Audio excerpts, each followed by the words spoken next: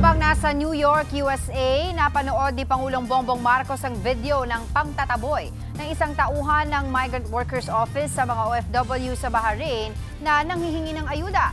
Para sa iba pang detalye, nasa frontline ang balitang yan si Maricel Halili live mula sa New York. Maricel, ano raw ang naging reaksyon ni Pangulong Marcos? Ako, Angela, gaya nga ng sinabi mo, nagalit daw si Pangulong Bongbong Marcos nang mapanood itong viral video ng isang migrant worker employee sa Bahrain na nampastos ng mga OFWs na naipit sa gulo dyan sa gitnang silangan na nanghihingi sana ng ayuda sa ating embahada. Ayon kay Palace Press Officer Claire Castro, agad inutusan ni Pangulong Marcos si DMW Secretary Hans Kakdak na i-recall o sibakin sa pwesto ang nasabing empleyado. Naunang inanuncio ni Kakdak na pinarecall na ang naturang empleyado. Iniimbestigahan na raw ang insidente. Pakinggan natin na pahayag ni Jose Castro. Ang taong walang puso sa pagsisilbi ay walang puwang sa administrasyon ni Pangulong Ferdinand R. Marcos Jr. Ang utos ng Pangulo ay asikasuhin ang lahat ng ating mga kababayan, lalong-lalo na yung mga naiipit sa Middle East. Kung hindi po nyo nais na magsilbi sa ating mga kababayan ng buong puso, kayo na po ang voluntaryong bumitaw sa inyong posisyon.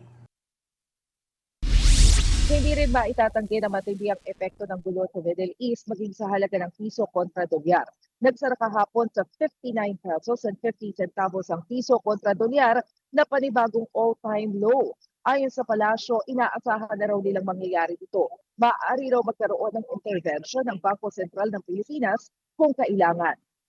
Pagdating naman sa presyo ng petrolyo, isucertify as urgent daw ni Pangulong Marcos ang panukalang magbibigay sa kanya ng emergency powers para tapyasan ng excise tax sa langis. Pero hihintayin daw muna nito ang committee report para matiyak na akma ang bersyon ng Kongreso sa kailangan ng gobyerno. Sa ngayon, patuloy din ang aktibidad ni Pangulong Marcos dito sa New York. Sa unang pagkakataon ay nagsalita siya sa UN Commission on the Status of Women. Dito niya binigyang diin ang kahalagahan ng edukasyon sa bawat babae. Pakinggan natin na bahagi ng talumpati ni Pangulong Marcos. If women are educated, safe, able to work, able to lead, able to decide the course of their own lives, then the society is moving forward. If they are not, then no level of prosperity can truly be called progress.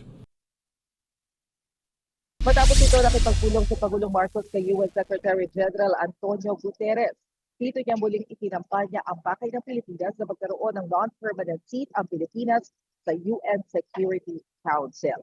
Angela, matapos nga itong bilateral meeting ni PBBM at Guterres ay nagkaroon naman ng pagpupulong itong si Pangulong Marcos sa dalawang magkaibang business groups. Ang target ng Pangulo rito ay makapagdagdag ng negosyo na mukhang may kinalaman sa healthcare at madala ito sa Pilipinas.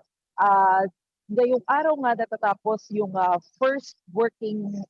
unang araw ng two-day working visit ni PBBM dito sa New York.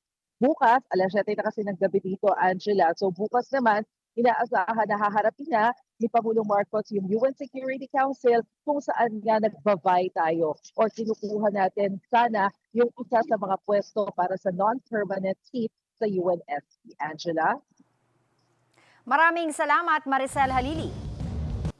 Mga kapatid, Angela Lagunsad Castro po para sa komprehensibo at makabuluhang balitaan at talakayan. Mag-follow at subscribe na sa social media pages ng News 5.